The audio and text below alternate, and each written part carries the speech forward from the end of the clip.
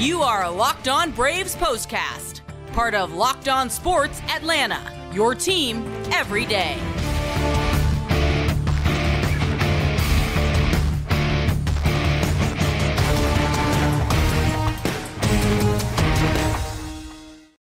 Hello and welcome into the Braves Postcast, part of Locked On Sports Atlanta. Grant McAuley, Jake Mastroianni with you after Game 1 of the National League Division Series. And unfortunately for the Braves, against this Philadelphia Phillies club, it was more of the same. It was just a different year, and unfortunately for the Braves offense, it wasn't what we have become accustomed to seeing from that group. Most certainly a 3-0 shutout victory as Ranger Suarez and 6 Phillies relievers limited Atlanta's offense to just 5 singles and picked up the 3-0 win, and thus take Game 1 of this best 3 out of 5 National League Division Series. We got a lot to talk about. The performance of Spencer Strider, the disappointment of the offense. We'll get you set up for Game 2 and some news on a Braves starter who we were hoping to see in this series, and now we will not see him again until perhaps 2025, and that, of course, is Kyle Wright.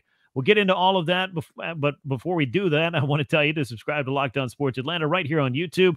Click that bell. You get notified every time we drop a new episode. Make sure you leave us a like and a comment. We appreciate those. And be sure to tell a friend and share the show. That helps us grow. And make sure to subscribe to Locked On Braves wherever you get your podcasts. With all that stuff out of the way, Jake, unfortunately for Atlanta, despite getting the pitching performance that we felt like they needed to have, the offense was unable to answer the bell against the Philadelphia Phillies in round 1 of what we were imagining was going to be quite the rematch between these two teams. Certainly a disappointment. You want to get off to a better start than last year and try to change that narrative, and weren't able to do that. Like you said, despite a really good start by Spencer Strider, best offense in baseball didn't show up in Game 1.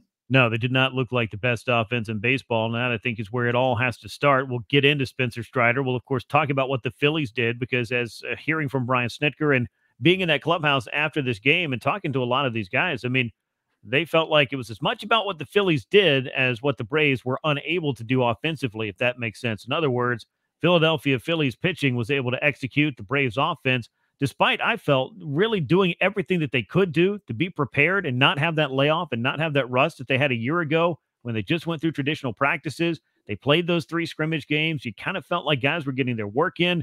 The hitters were able to kind of keep some timing, and they were able to keep that normal schedule. It just didn't seem to really make that much of a difference. But, Jake, I think there is a big difference in going up against some guys who are all, again, trying to just stay on their schedule and keep their timing, as opposed to competitors who are out there trying to get you out and pitching the biggest innings on the biggest stage that you can play on. You can play as many sim games as you want. And we talked about it. It's nothing like, this type of atmosphere and environment and these types of games. And it's just hard to keep that timing and that competitive nature. I mean, the Braves clinched 4 weeks ago. They clinched the division. So, I mean, that's, it's an excuse, and I hate to keep making it. At some point, you got to just get over that, and you got to be prepared the best you can and make plays. But, I mean, you look at today's action, and 3 of the top seeds go down. The Astros, again, the only team able to win, Game 1. So there's certainly something to that. But regardless, Phillies pitchers, I mean, great game plan by Rob Thompson. Suarez kind of, confused the Braves hitters, kept them off balance a couple times through the order, and then you got the off day tomorrow. You got Zach Wheeler in Game 2, so you could unload that bullpen in your best arms, and they were just able to keep the Braves off the board and silence them the rest of the game. So I thought it was a great strategy by Rob Thompson, and I just thought Braves hitters, they were late on a lot of fastballs, which would tell you the timing's just not quite there. You're not accustomed to seeing that from this Braves offense, and just really weren't able to get anything going. And when they had opportunities, the 4th, 5th, 8th inning, just weren't able to come up with that big hit. Yeah, we'll get into that offense a little bit later, but here's the line score for Game 1 of this National League Division Series matchup. Philadelphia Phillies, 3 runs on 6 hits, no errors. They left 7 men on base. Braves shut out on 5 hits, all singles, couple of errors, and we're going to have to talk about those, of course, and 7 men left on, and the Braves were hitless with runners in scoring position. They had 5 opportunities and were unable to come up with a hit. And, a couple of those, it was just some the lack of maybe that timing, and maybe the layoff was something that had contributed, if you will. But a great play by Trey Turner was also, I think, a game changer in that 8th inning. And we'll get to that, of course, momentarily as well. The win goes to Jeff Hoffman in relief. I feel like he probably did the least of any Phillies reliever, but he did enough to vulture himself a win in Game 1. Loss goes to Spencer Strider, and this is very much the dictionary definition of a tough luck loss. Despite 7 innings of 2-run ball for Spencer, he takes that loss, and Craig Kimbrell picks up the save. It is his 2nd of the postseason. Looking at this from the pitching side of things, I think we have to start with Spencer Strider and then get into this Braves offense, because it was exactly what you needed to see. And we know, flashing back a year ago, Spencer Strider did not come into that start against the Philadelphia Phillies with the kind of momentum that he wanted to have in the postseason, and thus the Phillies were able to jump all over him. And having come off that injury, it just wasn't the Spencer Strider we were accustomed to seeing. Prior to this, and obviously outside of that start in the postseason, Spencer Strider in the regular season against the Phillies has appeared against them 8 times. He is 8-0. In the postseason, he has faced them twice. He has lost both of those games. This one, though, a much better outing. 2 runs, 1 earned on 5 hits, couple of walks, 8 strikeouts, allowed a home run to Bryce Harper. Had a throwing error on a pickoff that I know led to the first run of the day for the Phillies. But, Jake, I think we knew that you needed that strong performance from Spencer Strider. I know that error was in there. He gave up that solo shot to Harper. I feel like you can live with that. But when you get 7 innings of 2 runs or less from a starter, with this Braves offense's ability, you need to find a way to win that game. And certainly with home field advantage being something that kind of moves back to the Phillies side of things now that they get to host 2 of the next 3 games, this was about as must-win gets. We talked about it coming in. When you get a performance like this from Strider or Fried, these have to be wins, and the Braves weren't able to do that. And now all the advantage right now is on the Phillies with Wheeler and Nola coming in the next 2 games. This was a great performance by Strider, and while he may have been upset with it, and obviously it sounded like he didn't want to come out of the game, right, he did everything he could. And I think if you would have asked any Braves fan coming into it, say 7 innings, 2 earned from Strider, anybody would have taken that and probably said the Braves win this game fairly easily. But when you don't score any runs, can't win games, Grant. That is the way that it goes here. So, but a great job by Strider. I mean, if puts all doubt behind, out of his mind and anybody's mind for what happened in the postseason last year. This is a Strider we're accustomed to seeing. 22 whiffs on 50 swings. That slider was great. You had the Phillies early being aggressive, trying to hunt that fastball and basically just guessing and trying to go after that fastball, which you've seen teams do this year, and still was able to battle through it. Great play in the first inning to keep a run off the board there as well, and then really kind of just settled in, like you said, other than the error and the bad pitch to Harper, who's one of the best players in baseball. I mean, you couldn't have asked for much more from Strider. No, I don't think that you could have. I mean, and obviously you'd like to not make any mistakes, but I don't think that's a realistic standard for anybody. Even if you did lead the major leagues in strikeouts and the major leagues in wins for that matter, it wasn't going to have to be perfect, but you needed to have some kind of support from the Braves offense. The Phillies, meanwhile, I think they did just enough, clearly getting on base any which way they could. They also ran wild on Braves pitching, 5 steals in 6 attempts in this game. You could tell that was a big part of what they were trying to do. But the walk to Bryce Harper, the error on a pickoff with 2 outs and 2 strikes, that I think is probably more so than even the slider to Bryce Harper that I didn't think was a bad pitch that he hit out for the home run a few innings later. That error and the choice to throw over to first with 2 outs and 2 strikes to Bryson Stott, that might be the play, Jake. If there was one Spencer Strider wants back, that's probably it. Yeah, that's what I said kind of on the podcast too. It's you got 2 strikes on this guy. You're Spencer Strider. You led the league in strikeouts. Don't worry about Bryce Harper at first base. Go get this guy and strike him out and get him out. And don't worry about that runner over at first base, which I know led to a lot of stolen bases by the Phillies because Braves pitchers tend not to worry about runners on base. But in that situation, when you're Spencer Strider, just go get the batter.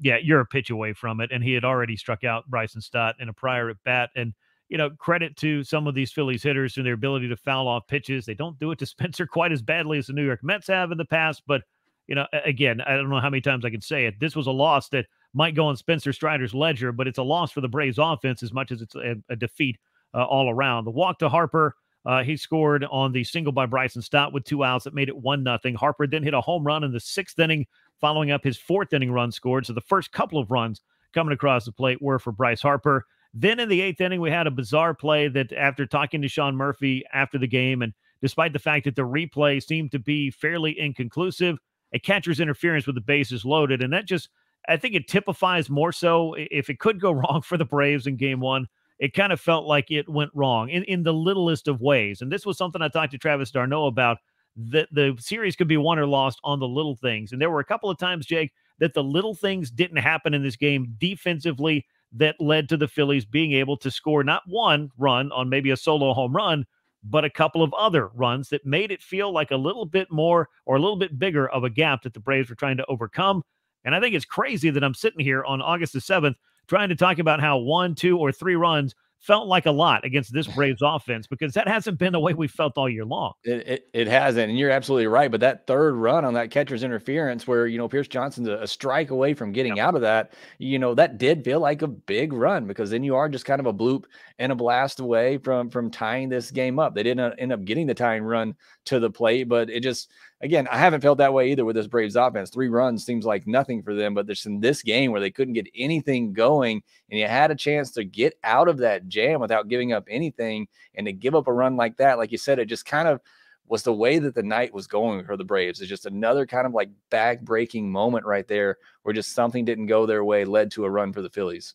Yeah, it did. And again, if it could go wrong, it felt like it did go wrong for the Atlanta Braves. We've got a lot more to talk about here on the Braves Postcast. Of course, we got to go through what the Phillies were doing on the mound, and unfortunately what wasn't happening at the plate for the Braves offense on this night as well. Before we do any of that, though, got to tell you about one of our great sponsors, and that is FanDuel. This edition of the Braves Postcast brought to you by FanDuel. October baseball is back, and you can make your postseason debut with FanDuel, America's #1 sports book.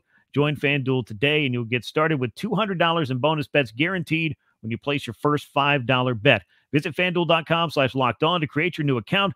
Then you can get in on the action from the first pitch until the final out. Bet on everything from strikeouts to home runs to who will win the game. You have a lot of choices there, and if you don't want to wait the whole game to get a W, predict what will happen in the next at bat with their quick bet system. So again, you got all the options. Head on over to FanDuel.com/lockedon right now. Step up to the plate this postseason with $200 in bonus bets guaranteed. Make every moment more with FanDuel, the official sports betting partner of Major League Baseball.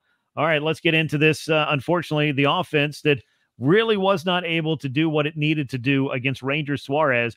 Second year in a row, the Braves have seen this lefty in a Game 1 scenario. Last year, it was a bunch of walks, not effective. Somehow was able to do a tightrope walk, and the Phillies won that Game 1 because the Braves couldn't come up with the big hits. This game, obviously, much closer, and the control problems were not an issue for Ranger Suarez. He's been battling some injuries, knew he was going to have kind of a short leash, but 3 2/3 innings, 1 hit, 1 walk, 4 strikeouts.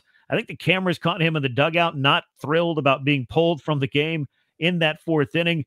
Phillies bullpen, though, came in after him with 5 1/3 innings of shutout ball, 4 hits, 2 walks, and 4 strikeouts for those 6 relievers: Jeff Hoffman, Sir Anthony Dominguez, Jose Alvarado, Orion Kerkering, Matt Strom, and Craig Kimbrell, of course, closed it out. Jake, you touched on this, a couple of opportunities for the Braves in this game. I looked at Ozzie Albies with a leadoff walk, and we've talked about this a lot, I think, in the 2nd inning. This is when it happened. But when you get a runner on, it's the opportunity to maybe spark some kind of rally. A caught stealing, though, in the 2nd inning, short-circuited that rally. The big opportunities, though, 4th inning, bases loaded, 2 outs. Michael Harris, the second, goes down on strikes. Runners on the corners, 1 out in the 5th. Ron Acuna and Austin Riley both struck out. In the 6th inning, 1 out single for Ozzie Albies. Marcell Ozuna lines out to short, 109 miles an hour, but right at Trey Turner. And speaking of Trey Turner, how about the 8th inning? Acuna with a leadoff walk, Riley with a single. Olsen flies out to deep left center field, and then Albies hits into a 6-4-3 double play thanks to an incredible play by Trey Turner. And that was just the night for the Braves. Again, if it could go wrong, it did go wrong. Or if it looked like it could be right, it just wasn't working for the Braves on this night. That was the story of this offense. The game of inches that was baseball was incredibly cruel a couple of times, and that doesn't help out in a close game like this. It doesn't. And look, they didn't come up with the big hits. You can make all the excuses, talk about the layoffs, everything you want. They didn't come through. And I think I'd look mostly at, the 5th inning and the 8th inning. You had runners on the corner in the 5th inning with Acuna coming up, the NL MVP. He takes a call at 3rd strike, looking close call, but you just can't take that pitch, and that's a tough spot there. You got to at least get a run out of that. Riley follows it up with a strikeout as well. And then that 8th inning, I mean, Matt Olson just misses it. Ozzie Albies laces one. Just an incredible play by Trey Turner. And again, it's just one of those moments in this game where Phillies make a play, and they make a big play to win this game. And they just made more plays than the Braves did in this one and won the game. But you look at, going back to the Phillies and that pitching that they rolled out there. Suarez, a lefty. The Braves typically crush lefties, but Suarez is one that's had their number. And I was a little surprised that Rob Thompson took him out as well, the way that he was just dealing in that moment. But, like I said, kind of smart in the way you look at it, because you got the off day on Sunday. You have Wheeler going in Game 2, so there's plenty of time to rest these guys. So why not go with your bullpen and those guys that you trust? But you look at every bullpen guy that came in. Hoffman had a walk. Dominguez gave up 2 hits. Alvarado gave up a hit. Kirkering had a leadoff walk. Strom gave up a hit. Kimbrel was the only one that didn't allow a base runner. Braves just could never capitalize on that. They never could get that big hit in that big spot. And again, it's just, frustrating. I think they did have some chances. They certainly did, especially, like I said, that 5th and 8th inning. It's just good plays by the Phillies, some good pitches as well. And this offense just very uncharacteristically not able to come up with a big hit of some sort, not even just a home run, but only 5 hits in this game, all of them singles for a team that broke the record for slugging percentage in a season. Yeah, it's incredible to see the lack of offensive punch here. And I don't know that we can sit here and necessarily blame the layoff the way that you really could last year, because it had never been a thing before. What kind of adjustments could you make in the second, go round with this? And I thought the Braves did as much as they could do. I mean, short of Jake picking up a phone and calling the LA Dodgers or someone and saying, hey, if you guys aren't busy, why don't you come on out here and we'll play 3 times while these other teams play 3 times? I mean, you're just not going to do something like and that. Still, those games don't mean anything either. So Right. There's nothing on the line there, Right. There's just not. And I don't know if it meant like having different uniforms might help. And that's kind of tongue in cheek. But, you look at what this Braves offense wasn't able to do, and that was be itself. And one thing that I know was talked a lot about was this lineup shuffle that the Braves decided on in the postseason. And while Brian Snitker, I think, has really been riding with the hot hand and sticking with a lineup that has worked a lot this season. This change, whether this is kind of coming down from information from that analytics department, the front office, the suggestions, whatever you might have it. I mean, this has been something that Brian Snitker has been open to that info, and I think had the ability to kind of decide if it's something that he felt like would work for his club. I didn't hate the changes in the lineup. I didn't understand a couple of them, but the one that really got me was moving Michael Harris up to 6th. I felt like that was the move to make, because everyone that hit below him is not someone that I would prioritize to get more plate appearances in any game than Michael Harris II could get. But, Austin Riley batting 2nd, Matt Olson hitting 3rd, Ozzie Albies hitting cleanup. I don't know that it changed a whole lot. We asked a couple of the guys after the game if it changed anything. Austin Riley said, no, I don't really feel like that's something that we were focused on. Matt Olson said the same. Brian Snitker was asked point blank in his post-game presser and said, no, once they get in the plate, they're not thinking about where they're hitting in the order. They're up there competing and doing what they need to do. But still, I just kind of have to wonder, when you look at 5 singles, 3 walks, 0 for 5 with runners in scoring position, they left 7 men on base. Was this the way to go in a postseason game? Again, I understand why they did some of it, but I kind of wonder about the timing. How about you? Yeah, maybe I'm in the minority on this one. I just don't think it's a big a deal. I don't think it really had much of an impact on the game on this one. I mean, the big change is you moved Ozzie down 2 spots in the order. Harris had been batting 6th for the last couple of weeks of the season, or at least that last week. But that's really all you did there. And I can't imagine. I mean, you got 5 hits in the game, all singles. I really don't think it would have impacted the game that much. Maybe a situation that a player's coming up to the plate in a big spot, but I just didn't think it was that big of a deal. If the players and coaches are telling me that it's not, then I got to think it really didn't have much of an impact on the game. I had no issue with them switching it up this way. I like having Ozzie behind a lefty, because then if they do bring in one of their good lefties they have out of the bullpen, then they have to face Ozzie from the right side. And I certainly understand that move. So I did not personally think it was a big deal. Yeah, and let me follow up and be clear on this. I just felt like it's something worth talking about, because a lot of people were talking about it. I don't think this is what swung the balance of power, no pun intended, between the Braves lineup and the Phillies lineup, because clearly, whatever order you put these guys in, it wasn't like somebody was down here getting 3 hits in the wrong spot of the order and could have been up with the bases loaded a couple of times. It just didn't work out that way. The Braves didn't have a whole lot of base runners. I kind of get, looking at with a lefty on the mound, having the opportunity. Austin Riley really swings the bat well against Ranger Suarez, getting him more plate appearances in this game. You're not moving Ronald Acuna Jr. anywhere. That's pretty much the bar that I set. I don't really care what you change, as long as you leave Ronald alone. That seems to be fine for most people. Matt Olson, clearly, I don't think is bothered too much by lefties. He's come up with some big hits against him this year. And Michael Harris, his splits against lefties are actually pretty good. And if you do decide to go to lefty to deal with Matt Olson, as you pointed out, you got to deal with right-handed Ozzie Albies, who can be a force, and Marcell Ozuna after that for the 3-batter minimum. So there were a lot of things that I think could work in this, but it's all dependent on the guys being able to get the hits. And the time in which they had to get the big hits, the Harris strikeout with the bases loaded, but Trey Turner's incredible play to start a 6-4-3 twin killing in the 8th inning. That ball Ozzie Albies hit, a 590 expected batting average. That quite simply, and I know some people hate this saying, but I'm going to throw it out there. Tip your cap because somebody made a play, and that was what the Phillies were doing on this night. They were making the plays, as you pointed out. Yeah, I mean, you can't say anything else other than the Phillies just won this game. They played better baseball. They're playing with a lot of confidence right now. That all can shift very quickly. If Olsen, gets that ball a little bit better and he puts it into the seats and it's a tie ball game, everything shifts. The whole narrative shifts in that game and possibly the series. But Phillies just made a couple of more plays than the Braves in this one. Look, they scored three runs in this one. It's not like this was some blowout game, but certainly, you got to make big plays in these spots, and the Braves just haven't had somebody step up and do that yet. Yeah, I mean, they scored 3 runs, and I would say a couple of them, unfortunately for the Braves, were self-inflicted wounds. The Spencer Strider pickoff, that put Bryce Harper in scoring position, brought him around to score that first run, and clearly the catcher's interference, which, again, as I talked about earlier, and Sean Murphy did say this after the game, he could not feel the bat tick his glove, but he heard the sound of it. So if that's what he heard, and even if he didn't feel it, and even if the video didn't show it, it ends up being a moot point because the Braves got shut out in this game. So the third run, it's really not that big of a deal, although I know the frustrations with replay are very real, and we see them on a semi-nightly basis. But putting all of that aside, the Braves did not get the hits when they needed them. The Phillies were able to do just enough to win this baseball game. And as you so eloquently put it earlier, you got to score runs if you want to win, and the Braves didn't do that. We're going to talk about what they need to do in Game 2, who they've got on the mound, and some other things that we want to get to after I tell you about our other great sponsor for this edition of the Braves Postcast, and that, of course, is Game Time.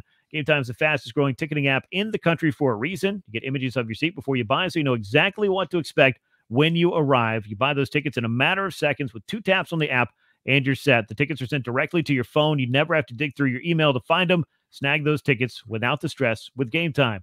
Download the Game Time app, create an account, use the code LOCKEDONMLB for $20 off your first purchase. Terms apply, but create that account, redeem the code LOCKEDONMLB for $20 off. Download Game Time today. Last-minute tickets, lowest price, guaranteed.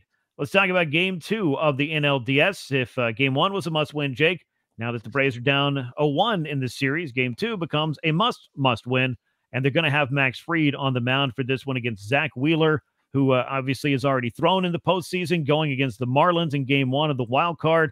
Fried on the regular season, only 14 starts under his belt, 8-1 with a 2.55 ERA. Zach Wheeler went 13-6 with a 3.61 mark. Fried got 1 start against the Phillies. It came in September. It was 5 innings of 1-run ball. Wheeler faced the Braves 3 times, 2-0 with a 3.32 ERA, but the Braves hit 4 home runs off Zach Wheeler this year as well. He's going to pile up his strikeouts, but this, I think, is when you think about the postseason and the great pitching matchups and the staff aces being able to go head-to-head, this would be an example of that. Max Fried, the lefty for the Braves, and righty Zach Wheeler on the mound for the Phillies. Great pitching matchup here. Look, if the Braves' backs are against the wall, I mean, there's no doubt you can't drop the first 2 games at home and then go to Philly down 0-2. You got to have a win here, and there's nobody else I'd rather have on the mound than Max Fried. I know he said on Saturday he feels good, he feels strong, and blisters not there, and that's great to hear. That could obviously pop up at any moment, but certainly hope that's not the case because the Braves need him. They need him to throw a gem, and they need this offense to get going. I don't care who it is on the mound on the other side. Zach Wheeler's a great pitcher. The Braves have gotten to him before. As you mentioned, got all those home runs against him when they faced him in Philadelphia. So they know him. They're very familiar with him. Doesn't make it that much easier when a guy has that good of stuff, but offense has to find a way to wake up and get going. They definitely do. And like you said, it doesn't matter who it is. And that's kind of one of the things that's been the hallmark of this offense is that it really hasn't mattered on a given night who exactly does it because multiple guys, 1 through 9, are capable of being the one that comes up with a big hit or hits that the Braves need in this one. You talked about Max Fried and that blister and hearing from him. And let me tell you, he answered more questions about a blister than I've ever heard anybody answer in my entire life. And that includes Max Fried, who used to have to talk about this quite a lot coming up through the minors and maybe his first year or two, but he really had not had a major recurrence of this, especially one that was causing him to miss, multiple starts or to skip starts at the end of the year. He did throw with the bandage on and used it on his side sessions as well.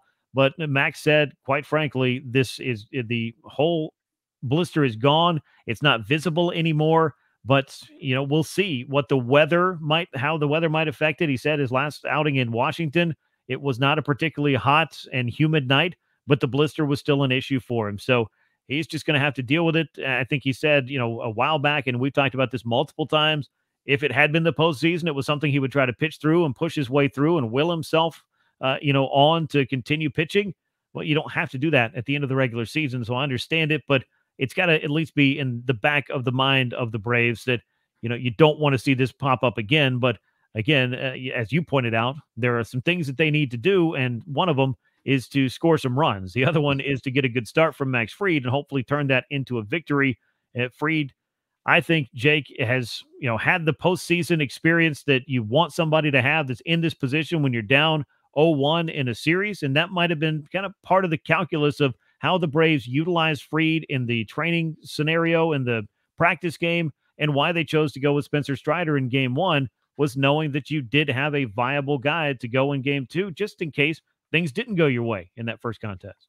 Yeah, and certainly, you have the opportunity to do that. And with Strider and his numbers against the Phillies, I think it made sense. It also made sense to give Fried a little bit more rest and set him up if you need game 5, which, look, after losing game 1, I think right now you're shooting and hoping that you're going to get a game 5, and unless you're just going to sweep these next 3, which I'd be all on board for. But, Max Fried, he's had his ups and downs in the postseason, but you know what he's capable of doing. Nobody in this Braves fans are ever going to forget game 6 of the World Series. Yeah. And just how he shut things down there. He could have pitched 30 innings, I think, and never given up anything that night. So it's certainly what he's capable of doing, and Braves are going to need it. But again, like we've said, and so greatly put so many times, you don't score runs, you can't win. And certainly this offense has to get going. Yeah, and Max also said, in addition to not having the blister be an issue for him, he doesn't feel like right now that it has healed up.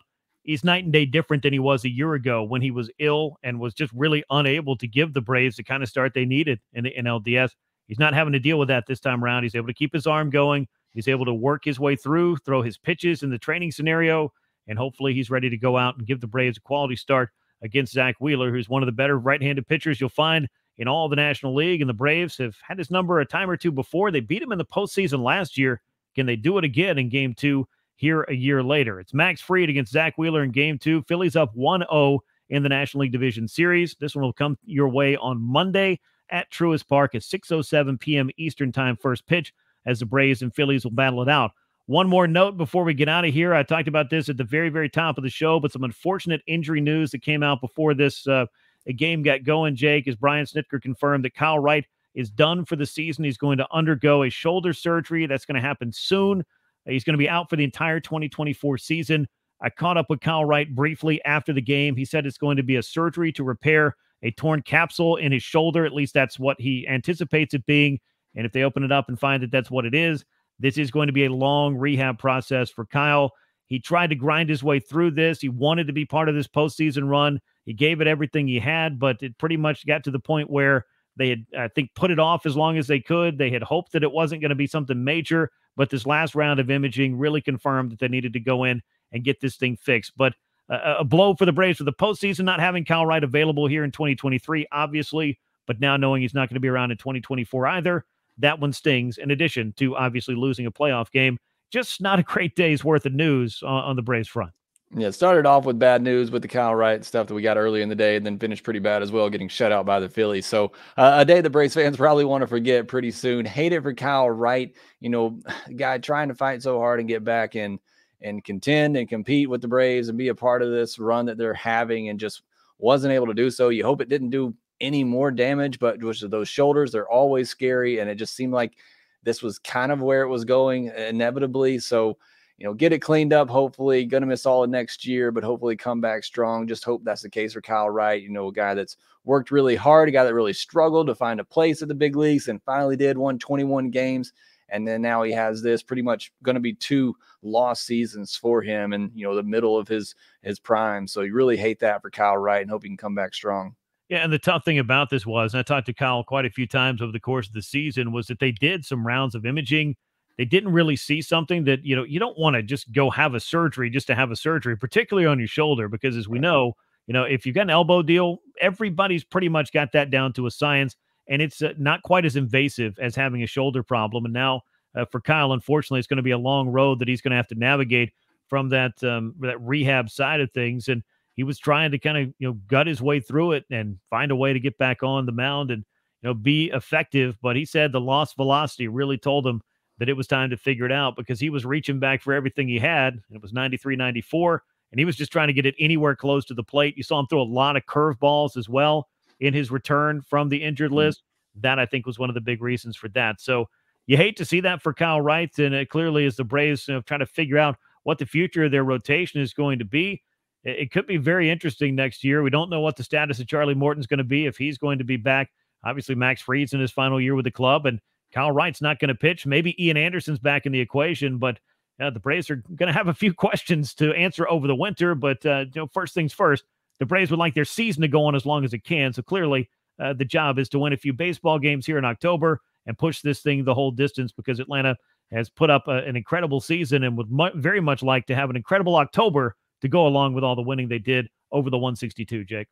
Yeah, certainly. I mean, it's been an incredible regular season. You hate for that to be diminished by, a quick exit in the postseason. So it's going to be up to these guys. Again, like I've been saying, somebody's going to have to turn the momentum, because Philadelphia has all the confidence after what they did last year, playing good baseball down the stretch. They got all the confidence right now, but this Braves team is way too talented to just go out like this. But somebody's got to step up, make a big play, make a big hit to turn this thing around. Yeah, and the Braves certainly have the personnel to be capable of doing that. Maybe the day off Sunday, a good workout, and the opportunity to come back out on Monday behind Max Fried and even this thing up, go up to Philly. At the very least, a split there would bring it home for a Game 5, in which the Braves would maintain what they worked so hard for all season long, and that, I think, was the opportunity to have home field advantage throughout the postseason. That's going to wrap things up here for this edition of the Braves Postcast, part of Locked On Sports Atlanta. Make sure you're subscribed on YouTube. Click the bell. You get notified every time we drop a new episode. Leave us those likes and comments. Share the show with a friend, and subscribe to Locked On Braves wherever you get your podcast. Once again, the Phillies take Game 1 of the National League Division Series from the Braves. They do so by a 3-0 score. We'll be back at you after Game 2 on Monday. For Jake Mastroianni, I'm Grant McAuley. We will catch you next time. And until then, so long, everyone.